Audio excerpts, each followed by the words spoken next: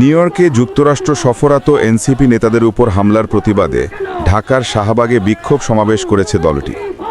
মঙ্গলবার 23 সেপ্টেম্বর বিকেলে জাতীয় জাদুঘরের সামনে অনুষ্ঠিত এই বিক্ষোভ কর্মসূচিতে এনসিপি ঢাকা মহানগর উত্তর ও দক্ষিণের নেতাকর্মীরা অংশ নেন। বিক্ষোভ সমাবেশে বক্তারা অন্তর্বর্তী সরকারের নিরাপত্তা ব্যবস্থার তীব্র সমালোচনা করেন। তারা বলেন, সরকার তাদের আমন্ত্রণে হওয়া একটি গুরুত্বপূর্ণ সফর কর্মসূচিতে নিরাপত্তা দিতে ব্যর্থ হয়েছে। এনসিপি নেতারা হামলার জন্য দল হিসেবে আওয়ামী লীগের বিচার দাবি করেন। তারা অভিযোগ করেন যে আওয়ামী লীগ ধারাবাহিকভাবে দেশে ও বিদেশে এমন ধরনের ঘটনা ঘটিয়ে দেশের ভাবমূর্তি নষ্ট করছে। গণ অভ্যুত্থানের নেতৃত্বকে টার্গেট করে হামলা করা হচ্ছে। তাই দল হিসেবে আওয়ামী লীগের বিচার এখন সময়ের দাবি।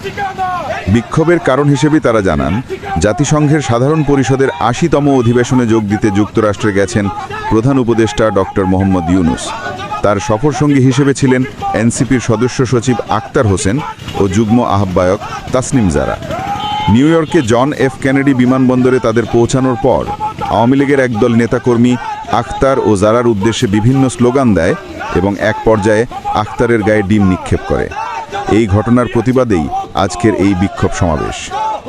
এদিকে প্রধান উপদেষ্টা ও তার সফর সঙ্গীদের বহনকারী এমিরেটসের একটি ফ্লাইট স্থানীয় সময় দুপুরে নিউ ইয়র্কের জন এফ কেনেডি আন্তর্জাতিক বিমানবন্দরে অবতরণ করেন।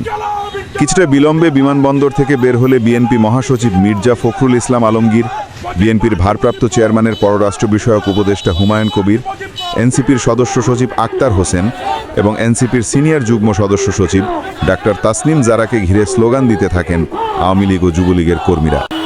প্রধান উপদেষ্টার প্রেস উইং ও কয়েকজন বিএনপির কর্মী তাদের নিরাপত্তা দিয়ে বের করার চেষ্টা করেন। এ সময় আখতার হোসেনকে লক্ষ্য করে ডিম ছড়েন আওয়ামী লীগ ও যুবলীগের কয়েকজন কর্মী। তাসনিম জারাকে অশালীন ভাষায় গালিগালাজ করেন তারা। প্রতিবাদে ইনকিলাব জিন্দাবাদ স্লোগান তোলেন আখতার। পরে পুলিশের সহযোগিতায় গাড়িযোগে বিমানবন্দর এলাকা ছাড়েন তারা।